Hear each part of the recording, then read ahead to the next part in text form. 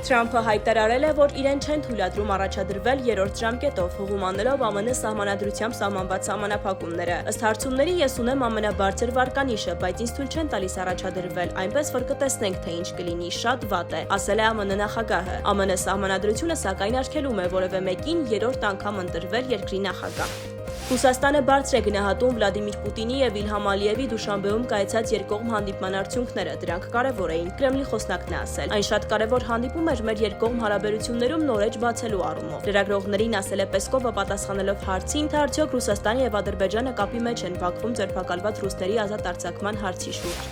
ԱՄՆ նախագահը հայտարարել է, որ չի կարողացել Հյուսիսային Կորեայի առաջնորդ Կիմ Չեն Ընի հետ համաձայնեցնել հանդիպման ժամանակը Ասիայի երկրներ իր այցի ժամանակ։ Թրամփը նախկինում բազմիցս հայտարարել է, որ պատրաստ է հանդիպել Կիմ Չեն Ընի հետ իր ներկայիս ասիական ուղևորության ընթացքում, եթե Հյուսիսային Կորեայի առաջնորդը ցանկանա։ Փհենյանն էլ հայտարարել է, որ բաց է ԱՄՆ-ի հետ բանակցությունների համար, եթե Վաշինգտոնը հրաժարվի Հյուսիսային Կորեայի, ապա միջուկայնացման պահանջից։ Չինաստանի նախագահ Սի Ցզինփինը հոկտեմբերի 30-ին Բուսանում կհանդիպի ԱՄՆ նախագահ Դոնալդ Թրամփի հետ։